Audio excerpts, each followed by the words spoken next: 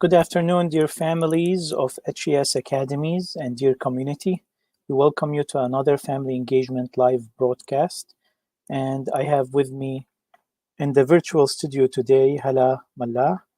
Miss Hala, she's a health educator with the Access Substance Abuse Program Community Coalition. The acronym for it is ASAP. You'll hear that name around. She graduated from Wayne State University with her master's in social work. She has experience working with individuals and communities and is focused on empowering others through education. Welcome, Hala. Thank you, and hi, everyone. Today's presentation will be about a very important subject, which is the subject of video gaming. As you know, video gaming is a very popular part of many youth's lives these days. And Ms. Hala is going to talk about what happens when excessive use takes place, when addiction takes place, and tips on how to manage our use of video gaming and to avoid, to prevent ourselves from falling into addiction of video gaming. Without further ado, Hala, you can take it from there.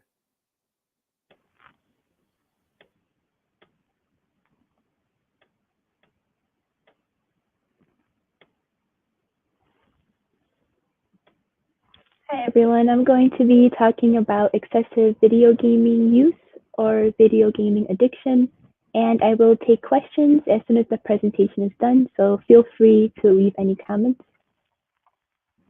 Today, I'll talk about excessive video gaming use, the symptoms of it, the effects or negative consequences of it.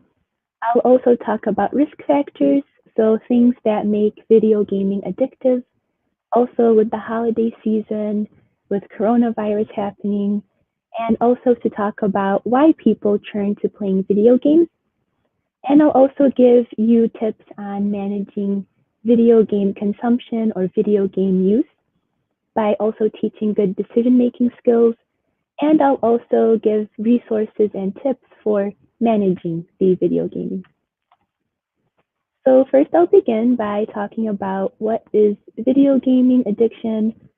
And the video gaming addiction is when a person is using the smartphone, a cell phone, a tablet, a computer, or a gaming system to play video games.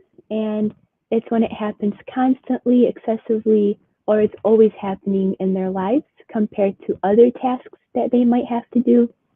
And this does not refer to using a cell phone to text someone, using it for social media, or using it to make a phone call. This just is referring to playing an actual video game. And when it's an addiction, it interferes with the person's life, and it can also happen for a long period of time. And there's a fine line between video gaming addiction and excessive or playing video games too much. So not everyone who plays video games, even if it looks like they're playing it a lot, does not mean that they are addicted. And video gaming addiction isn't yet considered a mental health disorder. The DSM-5, which is the manual that's used to assess or to diagnose people with a mental health disorder, set some guidelines or some symptoms the person should experience for it to be considered an addiction. And if the person experiences 5 or more of these listed symptoms within a year, then it's most likely that they are addicted to video gaming. And video gaming is when the addiction is when the person becomes too distracted with video gaming. So they might be playing video games for more than what is considered normal. They might always be thinking about playing a video game. They might also experience some sort of withdrawal symptoms if they are not playing a video game, or if someone is taking the video game away from them. They might seem to be anxious, angry, irritated, or even sad. And also they might have a tolerance for needing to play more video games. So if playing a video game made them happy this week, next week they might need to play for even longer in order to feel happy again. And they'll keep increasing. So one week they'll play for an hour a day, next week they'll need to play for 2 hours a day. It might seem to be increasing the amount of time that they need to play a video game. Also, they might have a hard time stopping the video gaming, and they might say they're going to quit playing a lot of video games, but they'll go back at playing it again. Also, they might give up other activities or in their lives, or they won't feel interested in other activities that they used to enjoy because video gaming seems to be their biggest interest now. Also, they might continue to play video games even if it's causing problems in their life. So they might be doing poorly at work or at school, and they'll still be playing video games a lot. Or they might be lying to others around them about how long they're spending playing video games, and they might use video games to relieve a negative mood, such as guilt or hopelessness about their excessive video gaming. And it might also cause them to take more risks, so they might jeopardize or lose a job or a friendship or relationship because of the gaming. Before I discuss the negative effects that video gaming has, it's also important that we talk about some of the benefits of playing video games. And it's important when we talk about this topic that we're not labeling video gaming as bad or as good, and we shouldn't be judging people for playing video games even if it seems like they're playing it too much. This is also important because it's important you don't, for example, take away the video game system of your child right after watching this, or yelling at a child or punishing them, or even if an adult, you play video games too much, not to feel bad about it or punish yourself either. This is simply meant to educate you, and we shouldn't really be judging the child or the adult for it, just simply educating ourselves. So video gaming, when it's played for a good amount of time, it's not played excessively, can actually have benefits. It could lead the person to learn how to follow good instructions. They might also learn problem-solving skills. They also might develop hand-eye coordination skills, fine motor skills, or learn spatial skills. And they can also be taking part in teamwork activities, can teach them how to play good with others, and also might also cause the person to have good thinking skills to make good, quick decisions. Now, those are the benefits, and those benefits come when the gaming isn't too excessive. But when it becomes excessive, played for a long period of time, or played over and over again, it could have some physical consequences because too much of anything is never really good for a person. For example, a person might experience carpal tunnel, so as shown in the two pictures here, they might experience stress in their hand due to using a mouse or to using a gaming controller. And they might also experience eye strain, and eye strain happens when the person is staring at the screen for too long. Usually, the video games are moving quickly, they're locking their eyes right on the screen, and if they try to look around anywhere else, the vision might become blurry, they might have a hard time focusing, or they might still feel like they're inside of the video game. And many times people also might be playing on a smartphone or a tablet. They're probably looking a little too close. I'm sure you've seen that happening, and many adults are also guilty of that. So if the person's staring at the device for too long, it's really going to affect their vision, their eyesight, which can then also lead to migraines. And then looking back at how a person usually sits when they are playing a video game, they might have their back hunched like this, they might be staring up at a screen, and this could really lead to backaches, to neck pain, to shoulder pain, and then also there might be high blood pressure or rapid heartbeat experienced by the person, and this is because some of the video games might be too exciting or too stressful. Sometimes there might be violence in them, or if the person continues to lose the video game, they might start to feel like they're angry, they're about to rage, and that could really affect their heartbeat and blood pressure. And then there's also the issues with sleep disturbances. So they might not get enough sleep, and this is because the person might stay up too late trying to play the video game, or waking up early just to play the video game, or sometimes not sleeping at all or sleeping very little because they are distracted by the video game. And this really messes with the natural body clock of waking up on time and getting enough sleep. There are also the social, emotional consequences of playing a video game. The person might have relationships that suffer, and this is because they might neglect their friendships, or they might not pay too much attention to their other friendships, to their family relationships, and that's because the video game is their main priority. And if the person doesn't stop paying attention to those relationships, they still might hang out with other people, but when they're with those people, they start to feel disconnected from them or isolated from them. And that's because they're not interested in the same things that they are. So the person might be very interested in video gaming and their friends aren't. So they'll start to feel disconnected from them.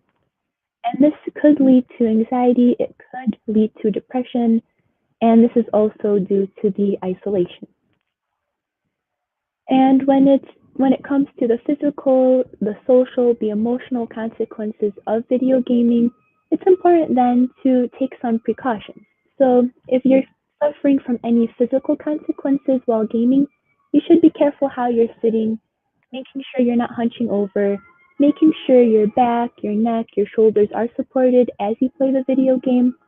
And if you're worried about any social or emotional consequences, to just make sure you're giving enough time to your friendships, to your family relationships, and you're also balancing things out, which you can still play video games, but just make sure you're paying attention to other areas of your life too. And it's also now important to learn why people turn to playing video games. And it's important to understand this because if you see someone who's playing video games, you don't want to assume that they're playing because they're lazy, because they don't care about work, they don't care about school. You should really avoid judging them because there are other reasons why that person might be turning to play video games. For one, the video gaming is enjoyable, it's a rewarding experience. It also causes the person to feel a sense of achievement. They might also accomplish goals and a purpose for their day.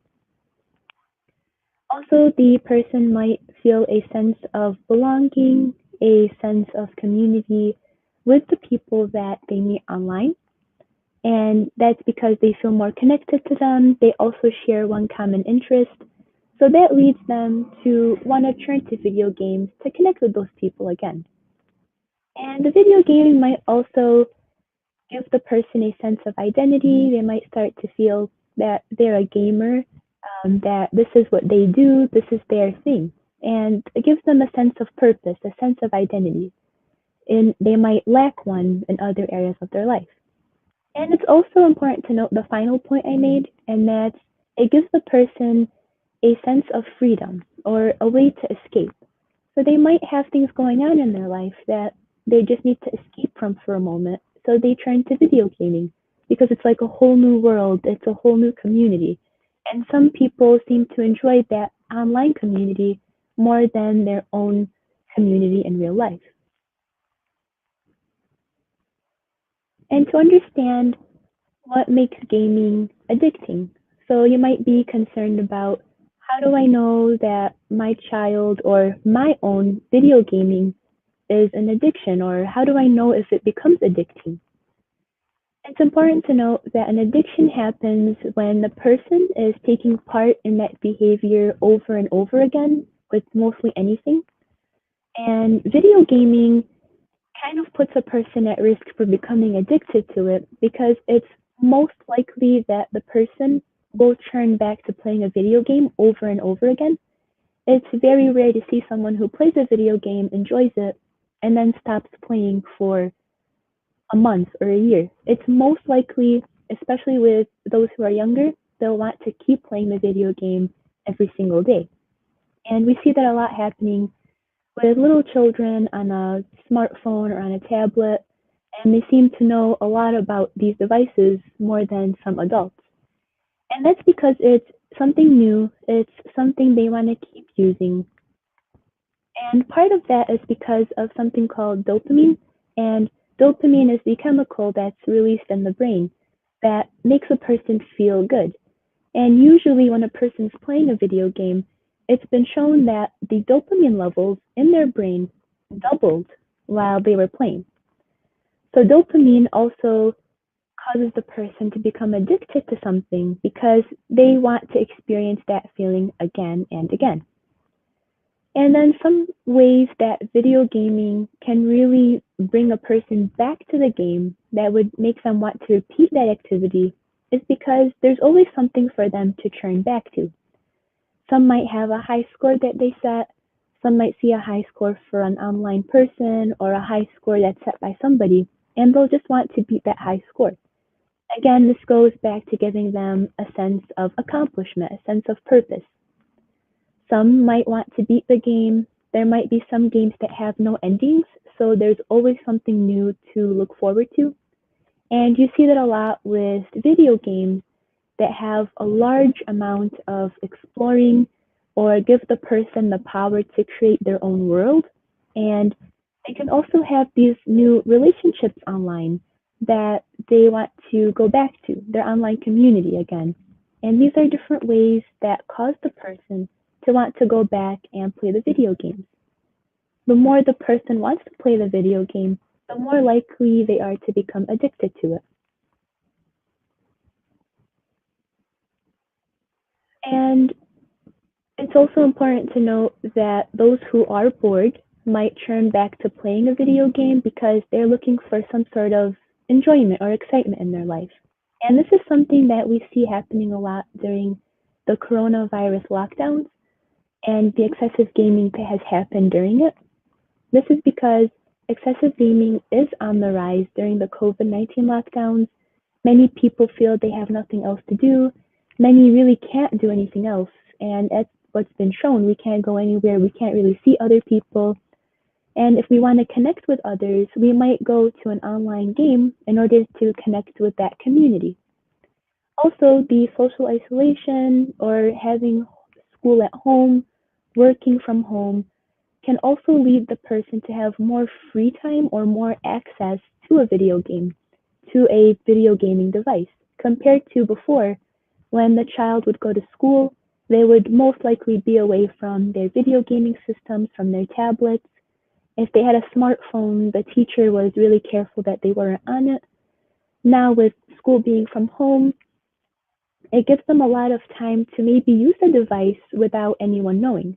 Or those who are working from home may have more time to play the video games compared to before. And there's no doubt there is a lot of stress now. There is a lot of concern about life. People might be worried about getting sick. They're probably worried that someone they love or someone they know is sick or going to get sick.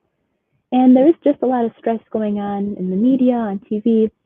So it's understandable that people are turning to video games in order just to distract themselves from what's going on. And then there's something special about the holiday season. It's coming up very soon. Many people have been buying gifts for themselves, for others, or there are a lot of deals that have been going on for especially gaming systems, for tablets or computers, a lot of new games being released, a lot of new gaming systems being released. So gifts, there is a high risk for a person to receive now a video gaming system, and then they'll have more free time during the holidays to play the video games. And there's not much to do in the cold, not much to do in the lockdowns.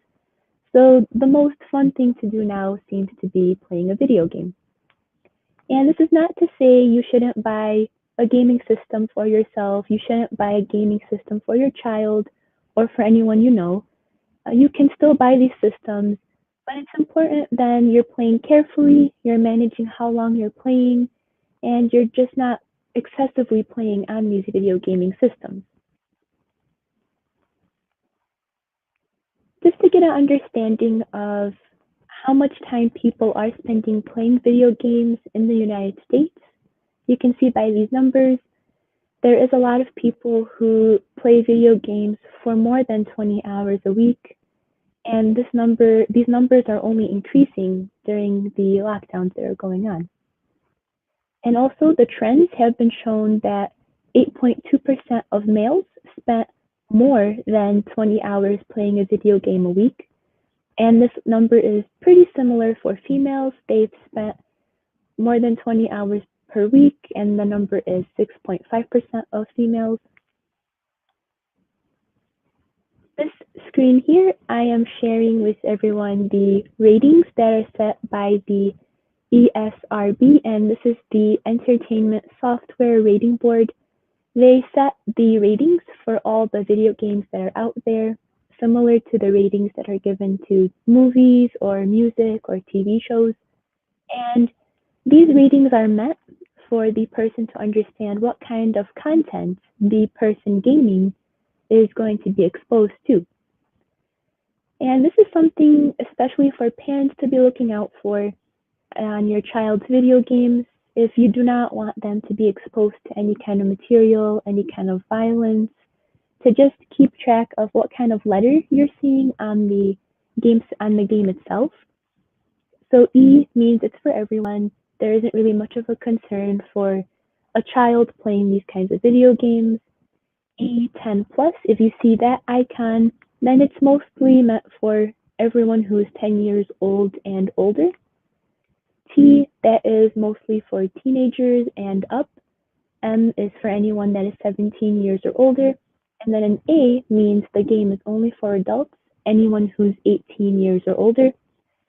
And the reason I'm giving you guys this information is because children might be able to buy these video games online now without an adult knowing, or the adult might be buying the video game for the child and they really don't know what the letter is standing for. So this leaves them not understanding what their child is being exposed to. And this is also for anyone who's playing video games too. If you don't want to have too much violence in a video game, just to look at the letter and then see what that letter means. And I'm going to now share some tips on managing the media consumption.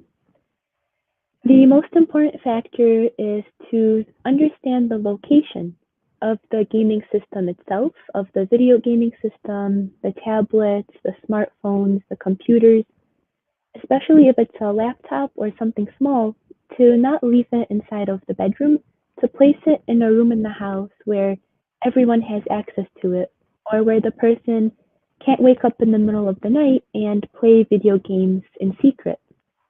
You want to make sure it's not an easy access, or it's in a room where if the whole family is sleeping and the child wants to play a video game, everyone will know about it. Also, to check the ratings that I mentioned, and to also set limits for yourself or for your child. You shouldn't punish them or take away their gaming system or punish them for playing on the video gaming system. But it's important to talk to them about it, or to talk to yourself about it, and to set limits. So you can limit how often the video games are being played, or for how long the video games are being played. And it's also important to practice the good decision-making skills. Good decision-making skills to use when it comes to video gaming is to choose to sleep on time and to wake up early instead of choosing to stay up late or to play the video game all day long. It's also important to make the choice to spend time with family or those you are living with, even if we are being on lockdown right now. Choose that over being isolated, playing a video game, and also choose to take part in something productive, something you enjoy, something you find fun, or some sort of physical activity when it comes to making that choice compared to wanting to play a video game for too long. And you can think about the information given today. You can think about some ways that you could have used this information in the last week. You can think about what was the situation, who did the situation involve? Was it you? Was it your child? Were they playing video games for too long? Did you punish them for it? Did you take away the system altogether?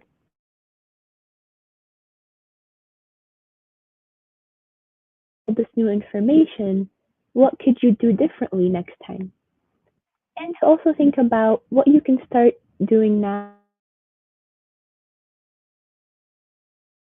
and how you can start using isolation and the holiday season comes. There are also some tips for managing the addiction itself. You can visit online resources. There's a website called Psychology Today, and you can search specifically for someone who handles video gaming addiction. You might have counselors in your city that can help with that. And it's also important to continue to educate yourself. So to watch presentations like this, to read information in books or to read information online. Now that you also are aware of the rating system, that's something new you can use to just keep track of what kinds of video games a child is playing. And when it comes to learning new information online, just be careful. Make sure you understand what you're reading. Don't take it too strictly. Take it lightly. And then if you have any concerns, you can contact a professional for further help. And the most important thing is to be compassionate with yourself, to be understanding with your child, not to punish them, not to hold the gaming systems away from them, and just to really have these important conversations. And if any of the youth are watching this presentation now, it's important for you to start realizing this now, is that you can play video games. It's something fun, and adults understand that. But it's also important that you're not wasting your days or your time playing video games for too long. Or you have a lot of schoolwork, and you should really do that before you play a video game. And the less you play video games, the more fun it'll continue to be. Because if you're constantly playing a video game all day, every single day, it stops being fun. And then you're off looking for another game and another game. So the less time you spend playing, it'll actually keep the game fun for you. So that way you're still taking care of your other activities, you're still seeing other people in your real life, and you're still enjoying the games when you do play them. So thank you everyone for watching, and we have time now to take questions, and I will answer any questions that you might have. Well, thank you, Hala, for the presentation. And Ms. Ilahi, she says, we are listening to the presentation as a family, really want to make sure our kids spend their time wisely. Thank you so much for the presentation today. Thank you, Ms. Ilahi, for following this presentation and for making it a family activity. Ms. Nada Abu Nab, she says, very important topic, especially these days during quarantine and kids stuck at home with lots of free time on their hands. So they all play video games instead of doing something useful. A lot of families, they actually have that question is, you know, you've shown data that almost 1 out of 10 males and females are also close to that. They're not far off, that they spend more than 20 hours a week playing video games. That's almost a part-time job. Mm-hmm. And that's almost the same amount of time spent on virtual learning. So what advice do you give? You know, we want to create alternatives. Like you said, just being penal is not going to get us anywhere. Mm-hmm. So what kind of alternatives you have come across that you can suggest to parents? Yes, and I see the wonderful comments, especially Jennifer said that they're listening to it as a family, so I'm sure there are children also watching this presentation, and for the adults watching this presentation. Nada also said that it is an important topic now because of quarantine, and that's exactly why I wanted to give this presentation today. We understand the situation. Before, we could have told the children to go outside and play, or in the winter, go to a friend's house or go somewhere and hang out with people. We really can't say that nowadays because of the lockdown, because it's cold outside. So there are some things that we can do as a family, for example. You can spend time with the child, do activities, play some sort of board games, having conversations with them. They can read, they can even watch a movie or a TV show together as a family, and not to spend hours on there. So you shouldn't really do one activity for too long. If they're going to be reading or watching TV or even to play a video game, just to manage how long they are taking part in that activity. So we shouldn't say to them, you can't play video games at all. Just to really set limits. That's the most important thing. Set a time, set a schedule, or again, make the video gaming something that they earn. So if they're doing their homework, you can tell them, if you finish your homework today, you can play the video game for an hour. You can also have important conversations with them. Ask them why they're playing video games so much. Are they trying to distract from something? Are they stressed about anything? Or maybe they're just feeling bored. And you can talk to them about ways you can stop them from feeling so bored. You can tell them, what else can we do as a family? Or what else would you like to do to have more fun instead of turning just to video games? Thank you.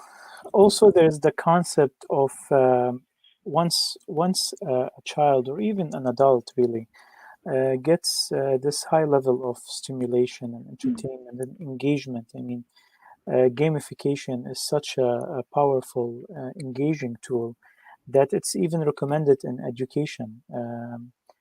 Teachers sometimes try to gamify their classrooms because it just gets the students more involved.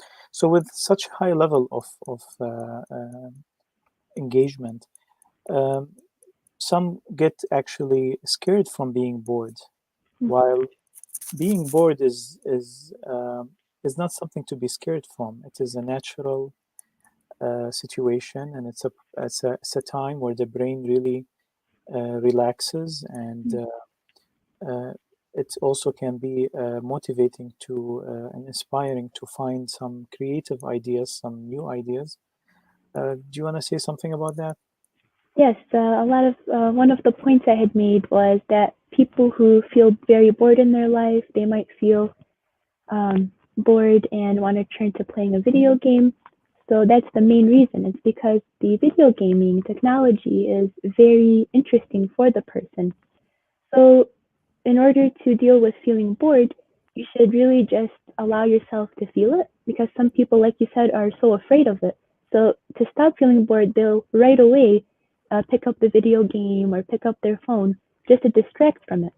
And it's important to just sit with it for a moment to feel bored, and then you can ask yourself, come up with something else you can do. Ask yourself why you're feeling bored. Is there something else in your life that you don't feel accomplished in, or you don't feel you have any other goals? So really that feeling of boredom that people are trying to escape can actually be a message for them. It can really wake them up and allow them to set goals for their life or take part in something else that they'll enjoy. Thank you. I see on the YouTube channel there are a lot of students who are watching this, and I just want to tell you that when you leave a lot of comments, then the system blocks you for 5 minutes. I'm not blocking you intentionally, so just try to not to post more than one comment per minute. And guys, since you're here and we have Hala with us, if you have any questions, you are the ones who are more in touch with your peers. If you have any questions for her, please go ahead and ask her instead of posting a lot of comments that are not really questions. So we want you to engage with our speaker and benefit from her. Hala, is there so addiction, the gaming addiction has not been classified as a mental health. Is there any cases that you're receiving, for example, in Access that has to do with actually excessive gaming? I have before in other places that I have worked where I've personally seen people with video gaming addiction. And then with our work now at Access as a health educator, we're aware that a lot of people do have video gaming addiction. So we make sure to give these presentations to keep them in mind, to teach them also ways of managing it instead of just telling them that this is what video gaming disorder is or video gaming addiction is. just giving them ideas on how to work with it, how to handle it. But it's very common. I have seen it a lot with especially with young children. I would see many children who would want to just wake up early to even play a video game before school, but they won't really do that with their homework. They won't do their homework on time. They'll put video gaming as a priority. And the most common reason why we've seen that happen is because, again, it's something interesting for them. It's something fun. It's something they use to distract or something they use to connect with other people. And we have a question that says, do educational games make an exception? Again, educational games are something productive. It's a good thing that the games you're playing are educational. But with anything, it's important that you're just limiting yourself to the games in general because of any kind of issues they would cause with your eyes or with your back, like I had mentioned. And if you are playing any educational games, there is like this higher risk of then wanting to play a video game that's not educational. Again, it builds that tolerance. So educational games are a great option. They're very good options, but it's important to have a balance. So even with reading, it's good to read, but if you're reading for too long, you want to really section your activities off. So it's important to look at the kinds of games you're playing, but it's also important to consider how long or how often you're playing. Yeah, we have a question here. Do education games make an exception? I think meaning that can you excessively play a game that is an educational game? That could happen, yes, with any kind of games, especially if it's very engaging, if it's very interesting. There is a chance that you'll excessively play it, or you might become addicted to playing that game. I think the question is it okay to excessively play an educational game? No, with any kinds of games, it shouldn't be excessive. With anything that you do, it shouldn't be too excessive. There's those risks that come with it. Hala, is there a medical or a scientific standard for what is a healthy number of hours to practice video games? I mean, you've mentioned that there are some benefits for video games, so we are calling for the really organizing of the playing time for video games. So do you have any information about that? From what I've seen with the manual, the DSM-5, the manual for the diagnosing or assessing any mental health disorders, it did mention that it's only excessive or it's unhealthy if the person is playing the video game longer than they're doing other tasks in their day. So if they're playing for more hours than they are studying or more hours than they are communicating with other people, that would make it unhealthy. So to set the standard for what is healthy, I wouldn't give an exact time because I could say 1 hour a day, but that could still be too much for the person. So it depends on the person. It depends what their day looks like, what their life looks like. Are they choosing to play the video game instead of dealing with something else or something important?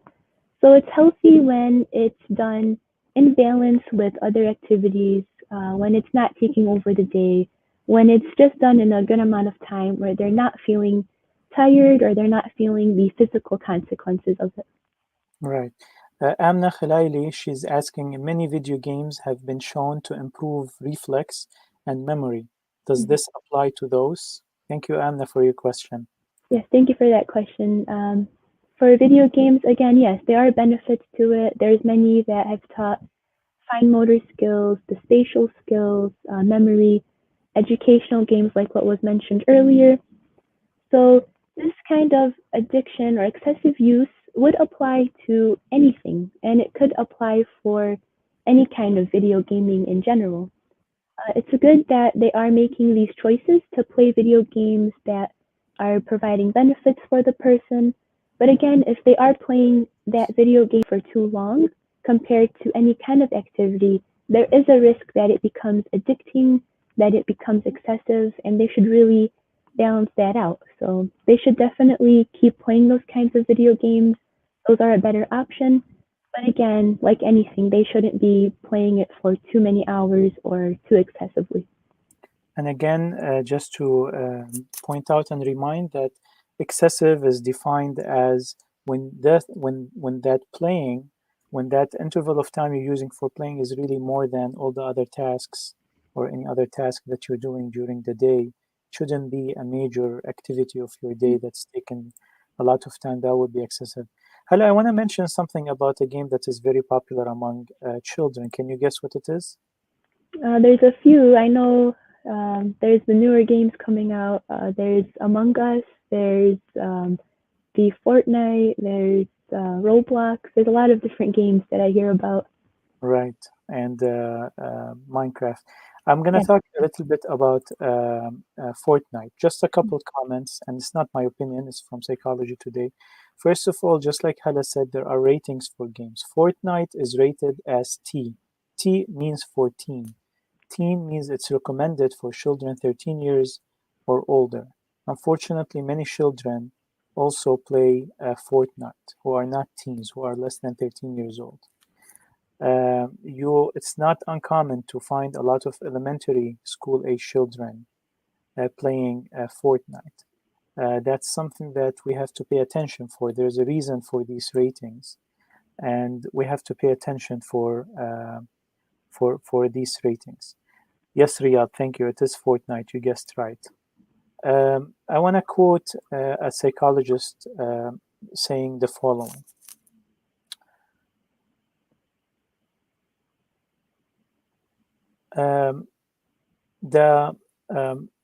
Fortnite is not an age-appropriate game because of the nature of its violence. Yes, it is cartoonish, and death in Fortnite can be immediately followed by starting a new game. But the killing is random. If you see another player, it's either kill or be killed. In Fortnite, everyone but yourself is an adversary, though it is possible to be a small team of 2 or 4 and threatens your survival. Everyone else threatens your survival. You must attempt to kill them. Everyone is your enemy. There are no friends, and you are all competing at the highest level for your survival. It's not really a great way to foster the type of collaboration that our planet and humankind need in the future.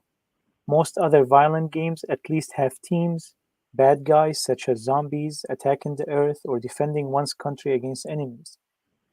Because younger children are still developing their capacities for understanding abstract concepts, others who are different and hypothetical questions, the messaging of games such as Fortnite can be troubling. I'm quoting psychologist Randy Coleman from Psychology Today. So there are few concerns about a game such as Fortnite, although the violence is not really graphic, and death basically makes you play a new game. But there are certain things in this nature that can be problematic. And also we have to watch for the rating. Now there are alternatives again.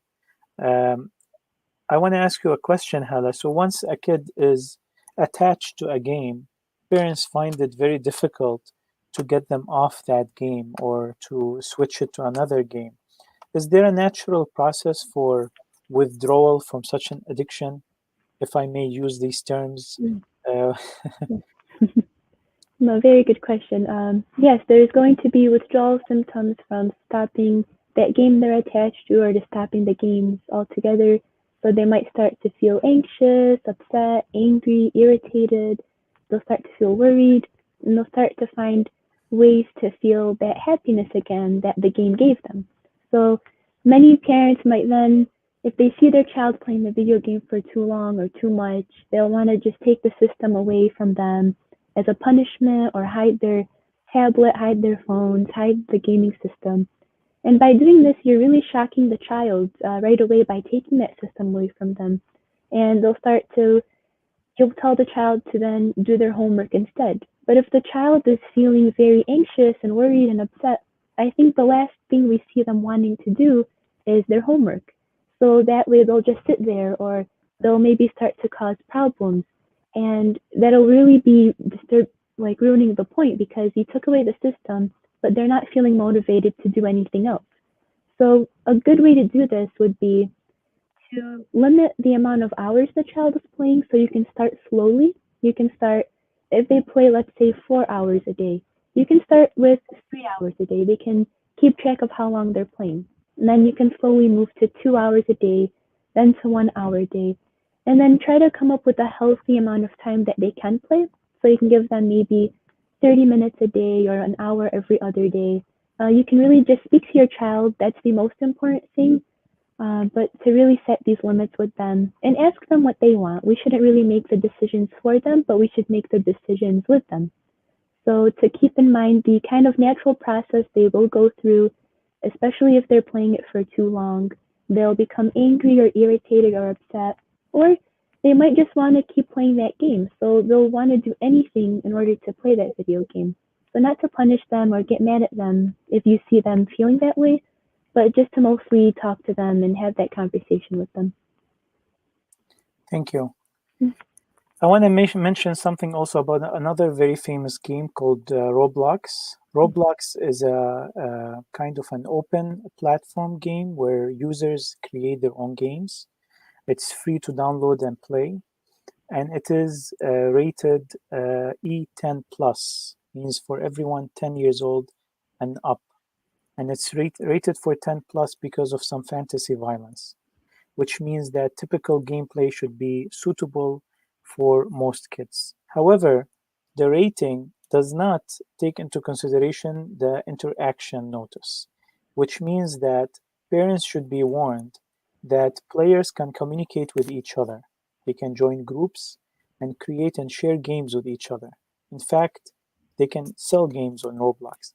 So you have to watch out and be careful of the type of games that they are playing on Roblox. There's many various different games, and also the communication, because every single game there is some sort of a chat that opens between the players, and there might be some unrestriction on this type of chatting that we need to watch out for.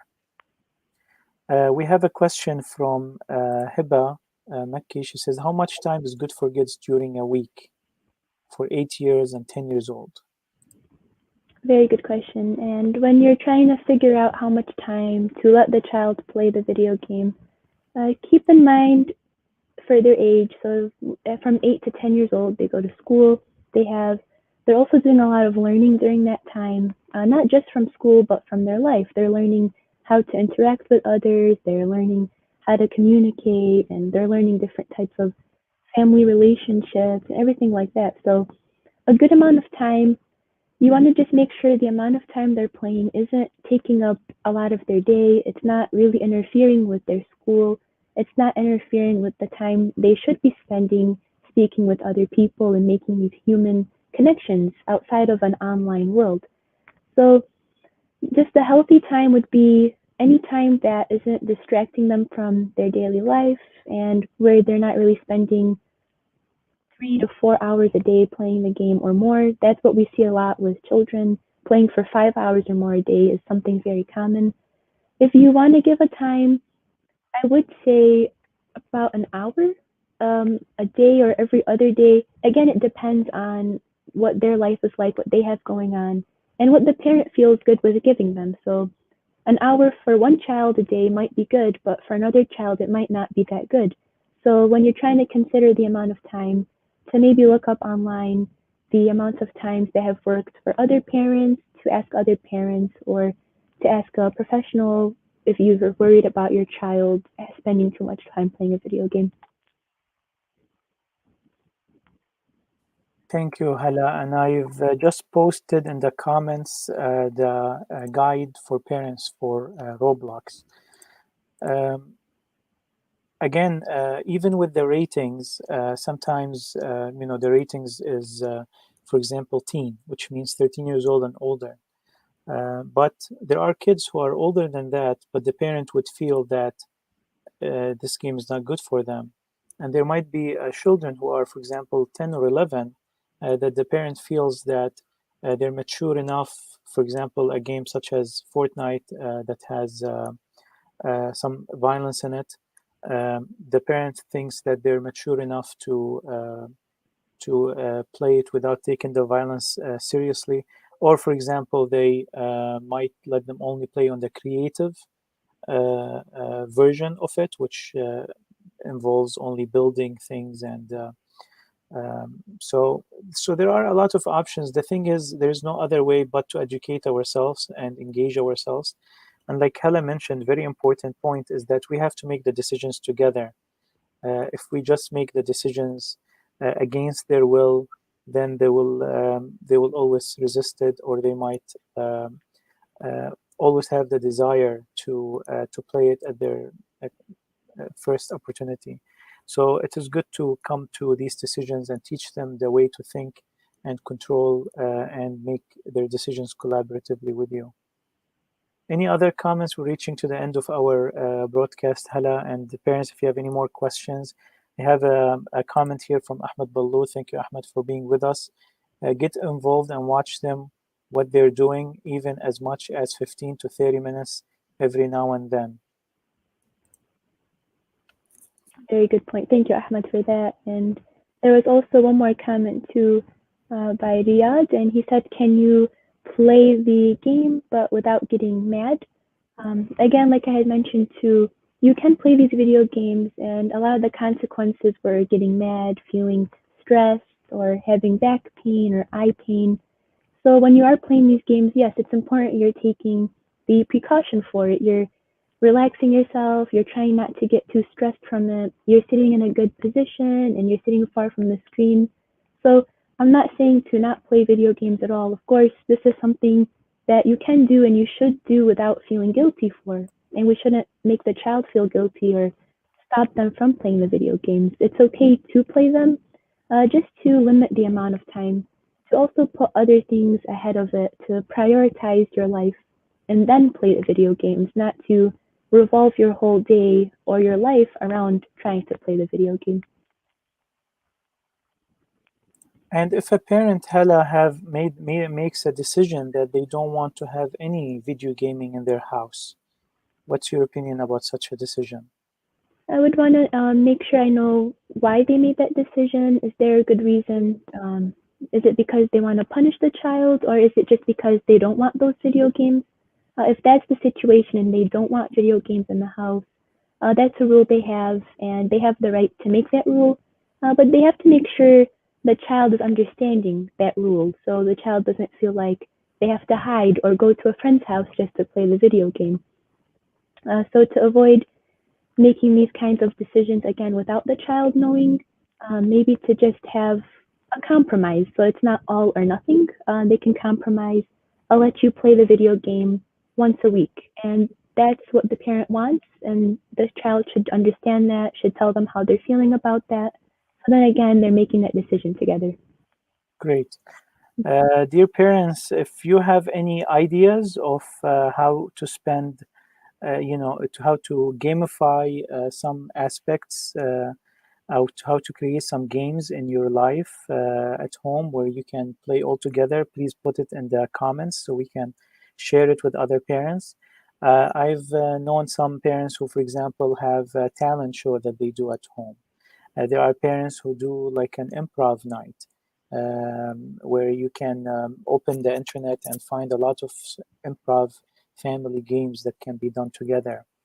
I've seen parents who use technology in a creative way where, for example, they commission, they split into groups, and each group has to do a little movie or a little skit and produce it using the cameras on their phones or tablets or whatever, and then they show it in a like a family movie night where they're showing all these skits that were made by their children or family members.